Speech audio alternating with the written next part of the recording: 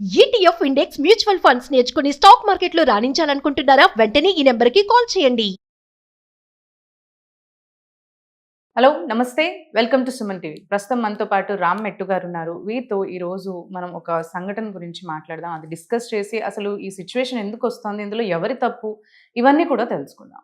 నమస్తే అండి రామ్ గారు. నమస్తే అండి. సో నార్మల్గా కొన్ని ఇన్సిడెంట్స్ మనం చూస్తూ వస్తున్నాం.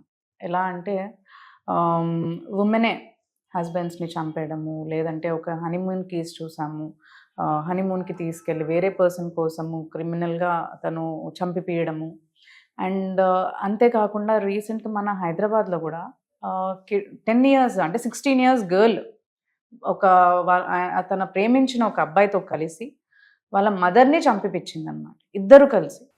ఒకప్పుడు మనం ఎలా అంటే ఒక ఉమెన్ని ఎప్పుడే చూసినా కానీ ఒక మంచి అంటే పేషెన్స్, సెన్సిటివ్, చాలా ప్యూర్ థాట్స్ ఉండే ఉమెన్ ఉంటుంది అని అంటారు.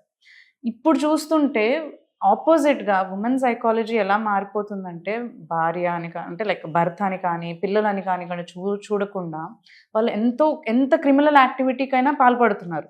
అండ్ ఇక్కడ సొంత అమ్మని కూడా వాళ్ళు చంపడానికి వచ్చారు ఒక గర్ల్ అంటే ఎలాంటి థాట్స్ అనేవి మనకు వస్తున్నాయని అంటారు? అంటే ఇవన్నీ ఇట్లా ఇంత క్రిమినల్గా మైండ్ సెట్ మారడానికి గల కారణం ఏమంటారు అసలు? ఆఫ్ లేట్స్ జరిగిన పరిణామాలన్నీ చూసుకుంటే కనుక మీరు చెప్పినట్టు ఎన్నో కేసెస్ ఉన్నాయి. ఈ కేసెస్ అన్నిటిలో కూడా మోస్ట్లీ ఏంటంటే విమెన్ చాలా ఇన్సెన్సిటివ్ అయిపోవడము, ఇమోషన్లెస్ అయిపోవడము, లైక్ మరీ రూత్లెస్ అయిపోవడం, ఇవన్నీ ఏంటంటే దారుణంగా అంటే కఠినంగా తయారైపోవడం అనేది మనకి కనిపిస్తుంది ఈ మధ్యన చూస్తే. ఈ ఇవల్యూషన్కి మల్టిపుల్ రీజన్స్ ఉన్నాయండి అంటే ఇలా జరగడానికి. ఐఎమ్ నాట్ సేయింగ్ అంటే విమెన్ అందరూ అలా ఉన్నారు అని నేను చెప్పట్లేదు. ఇప్పటికీ కూడా we get to see like చాలా ప్యూర్గా అంటే విమెన్ అంటే yes she is the right women అనే వాళ్ళు కూడా చాలా మంది ఉన్నారు. కాకపోతే ఇంతకు ముందు ఏంటంటే ఆ పర్సంటేజ్ ఎక్కువ ఉండేది. విమెన్ అనగానే మనకి ఒక సెన్సిటివ్ ఉంటారు అనే థాట్ బై డిఫాల్ట్ వచ్చేసేది. ఉండేవాళ్ళేమో క్రూయల్ అప్పుడు కూడా, కానీ చాలా తక్కువ పర్సంటేజ్లో. ఈ మధ్యన ఏంటంటే ఈ పర్సంటేజ్ ఎక్కువైపోతుంది. లైక్ అందరూ అలా కాకుండా అట్లీస్ట్ ఏంటంటే ఇలా మరీ కఠినంగా ఉండే వాళ్ళు ఏంటంటే కొంచెం పర్సంటేజ్ ఎక్కువైపోతుంది. ఇలా పర్సంటేజ్ ఎక్కువ అవడానికి వేరియస్ రీజన్స్ ఉన్నాయండి. అందులో ది మోస్ట్ ఇంపార్టెంట్ రీజన్ ఏంటంటే ఫ్యామిలీ వాల్యూస్ అనేది తగ్గిపోవడం అండి. లైక్ మీరు ఇంతకు ముందు చూసుకుంటే కనుక జాయింట్ ఫ్యామిలీస్లో ఉండి మనకి చిన్నప్పటి నుంచి కూడా ఏంటంటే అసలు ప్రేమ, ఆప్యాయత ఇవన్నీ మనకి గ్రాండ్ పేరెంట్స్ దగ్గర నుంచి వస్తూ ఉండేది. లైక్ అసలు grand parents like we were all like together. So ఇక్కడ ఏంటంటే అమ్మమ్మకో నాన్నమ్మకో లేకపోతే ఎవరికో తాతకో ఎవరికో ఒకరికి ఏదైనా ఇష్యూ వచ్చినప్పుడు మిగతా ఫ్యామిలీ మెంబర్స్ రెస్పాండ్ అయ్యే తీరు, వాళ్ళని దగ్గరుండి చూసుకునే తీరు, రైట్? నేను కింద పడ్డాను అనగానే నన్ను లేపడానికి నలుగురు పరిగెత్తుకుంటా వచ్చి, సో ఇవన్నీ ఏంటంటే ఎక్స్పీరియన్స్ అవుతూ ఉండే వాళ్ళము. So with in the family. And మీరు అన్నట్టు వాళ్ళందరూ మారల్స్, వాల్యూస్ ఇవన్నీ వాళ్ళకి చెప్తూ వచ్చేవాళ్ళు. చిన్నప్పటి నుంచి ఇప్పుడు టైం లేదు అసలు, ఒక కిడ్ కి స్పెండ్ చేయాలన్నా కూడా టైం లేదు. ఇప్పుడు ఏంటంటే ఆ ఎక్స్పోజర్ వచ్చినప్పుడు మీరేంటంటే మీ యాటిట్యూడ్ కూడా అలాగే ఉంటుంది. సో చిన్నప్పటి నుంచి ఏంటంటే ట్రైన్ చేసేవాళ్ళు. ఇప్పుడు అమ్మాయిని కానివ్వండి అబ్బాయిని కానివ్వండి, మనస్తత్వం ఎలా ఉండాలి, మనం ఎలా నడుచుకోవాలి, సొసైటీలో ఎలా ఉండాలి, పక్కన వాళ్ళని ఎలా రెస్పెక్ట్ చేయాలి, ఇవన్నీ కూడా మనకి చిన్నప్పటి నుంచి వాల్యూస్ వచ్చేవి ఫ్రమ్ ఫ్యామిలీస్. అండ్ ఎక్స్పోజర్ ఫ్యామిలీస్కి లిమిటెడ్ ఉండేది మనకి. ఈవెన్చువల్లీ ఏంటంటే ఈ టెక్నాలజీ పెరిగిన దగ్గర నుంచి ఫ్యామిలీ ఎక్స్పోజర్ నుంచి సొసైటల్ ఎక్స్పోజర్ ఎక్కువైపోతుంది. లైక్ యూనో సొసైటీలో జరిగే దారుణాలు కానివ్వండి, అండ్ ఎక్కడో ఒక చిన్న అంటే అమ్మాయిల్ని అణిచివేస్తున్నారు, తొక్కేస్తున్నారు అనే రెబెలియస్ యాటిట్యూడ్ డెవలప్ అవ్వడం ఒకటి. అంటే ధైర్యం ఎక్కడి నుంచి వస్తుంది అంటారు అసలు? యూజువల్లీ ధైర్యం గురించి మాట్లాడాలి అంటే ఇక్కడ ఏంటంటే అంతకుముందు తప్పు చేస్తే ఏలైతే చూపించడానికి నలుగురు చుట్టుపక్కలే ఉండేవాళ్ళు. మన జాయింట్ ఫ్యామిలీస్ ఉన్నప్పుడు ఏంటంటే ఏదైనా తప్పు చేయాలన్నా భయం ఉండేది. నన్ను చూస్తున్నారు, I'm with other family members అనేసి. ఇప్పుడు అన్ని న్యూక్లియర్ ఫ్యామిలీస్ అయిపోయినాయి, ప్లస్ రిలొకేషన్ ఎక్కువ అయిపోయింది. అంటే నేను నా ఊర్లో ఉన్నాను అనుకోండి, నేను నా వీధి దాటినా అందరు తెలిసిన వాళ్ళే. నువ్వు ఎంత దూరం పోయినా ఊర్లో అందరు తెలిసిన వాళ్ళే ఉంటారు. నేను ఇప్పుడు కొత్త సిటీకి వచ్చిన తర్వాత లేకపోతే కొత్త ప్లేస్కి వచ్చిన తర్వాత ఎవరేం తెలియదు. సో నాకేంటంటే తెలియని ధైర్యము, ఫ్రీడమ్ ఇవన్నీ వచ్చేస్తుంటాయి అనమాట. ఎందుకంటే చుట్టుపక్కల ఎవరు లేరు కాబట్టి. సో ఇప్పుడు నేను ఏం చేసినా ప్రాబ్లం లేదు, అడిగేవాళ్ళు లేదు అనేసి ఇది ఉంటుంది. దట్ ఈస్ అనదర్ రీజన్ ఈ యూనో ఇండిపెండెన్స్ రావటం అనేది.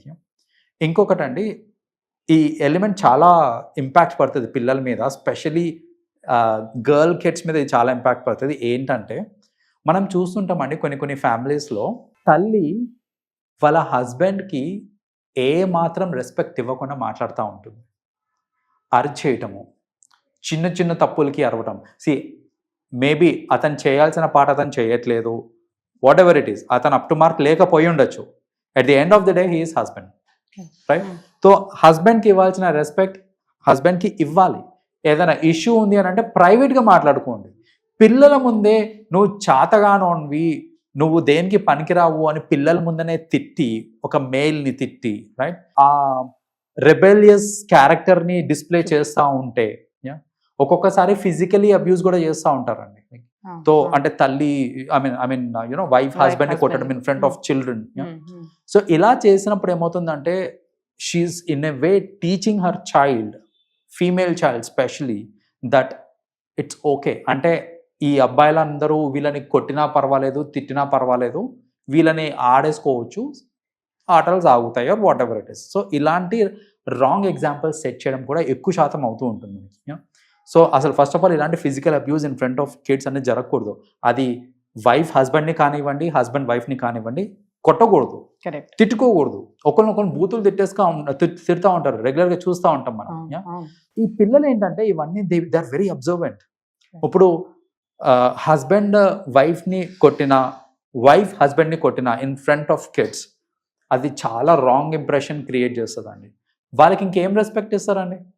అసలు ఇప్పుడు యాజ్ ఎ ఫాదర్ని రెస్పెక్ట్ ఇవ్వాలి అని అంటే మా అమ్మనే కొడుతూ ఉంటుంది డైలీ అని, ఈయనకే నేను ఇచ్చే రెస్పెక్ట్ అని అనుకుంటారు. సపోజ్ ఇప్పుడు హస్బెండ్ కొడుతున్నాను అనుకోండి వైఫ్ని, ఆమె ఏమైనా డిసిప్లిన్లో పెడదామని చూసినా కూడా రోజు మా డాడీ చేతిలో తనులు తినే నువ్వు, నీకేంది నేను ఇచ్చేది రెస్పెక్ట్ అనే థాట్స్ వచ్చేస్తుంటాయి అక్కడ. సో వీళ్ళు కూడా ఏంటంటే పక్కన వాళ్ళని రెస్పెక్ట్ చేయొద్దు, కొట్టచ్చు, తిట్టచ్చు, అబ్యూజ్ చేయొచ్చు, ఇవన్నీ కూడా ఈ అప్బ్రింగింగ్లో నేర్చుకుంటా ఉంటారు వాళ్ళు. అందుకనే ఏంటంటే ఇది చూడండి ఈ మధ్యనే ఎక్కువ అవుతున్నాయి ఇట్లాంటివి. పాస్ట్ లో మరీ ఇంత దారుణంగా ఉండేది లేదు అసలు.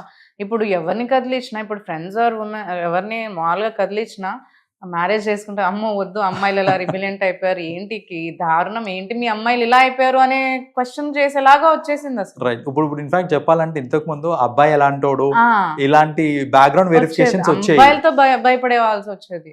ఇప్పుడు ఏంటంటే background verification is on the other side. Like అసలు అమ్మాయి ఏంటి, ఎలా ఉంటది ఏంటి అనేసి ఇవన్నీ చూసుకుంటున్నారు. సో ఆ లెవెల్ కి వచ్చేసింది అని అంటే it is all because of these factors అండి. సో ఇప్పుడు మనం కరెక్ట్గా ఉండాలి అని అంటే, ఆర్ ఇలాంటివి జరగకుండా ఉండాలి అని అంటే, ఫస్ట్ ఆఫ్ ఆల్ ఇప్పుడు ఆల్రెడీ ఉన్న వాళ్ళని అయితే మనం ఏం చేయడానికి లేదు. అట్లీస్ట్ ఫ్యూచర్ జనరేషన్ని కరెక్ట్ పాత్లో పెడితే, అది అబ్బాయి అయినా కానివ్వండి, అమ్మాయి అయినా కానివ్వండి, చిన్నప్పటి నుంచి మీరు వాల్యూస్ నేర్పియండి, ఇవన్నీ కనపడవు మనకి, ఇట్లాంటివన్నీ జరగవు మనకి. So I sincerely request all parents అండి దట్ కొంత సమయం కేటాయించి అసలు కిడ్స్కి నేర్పియాల్సిన బేసిక్ వాల్యూస్ నేర్పిస్తున్నారా లేదా చూసి దానికి తగ్గట్టు నేర్పించారు అని అనుకోండి, అట్లీస్ట్ రైట్ టైంలో పడాల్సిన రూట్స్లో ద రూట్స్, ఆ ఫౌండేషన్ ఏదైతే ఉందో అది కరెక్ట్గా పడింది అనుకోండి, ఫ్యూచర్లో automatically they become very good citizens అండి. మీరేమి వాళ్ళు పెద్ద అయ్యేంత వరకు బ్యాంకింగ్ అవసరం లేదు మనకి, రూట్స్ కరెక్ట్గా పడడం అనేది చాలా ఇంపార్టెంట్. ఎగ్జాక్ట్లీ, వెల్ సెడ్ అండి. Thank you so much. Welcome అండి.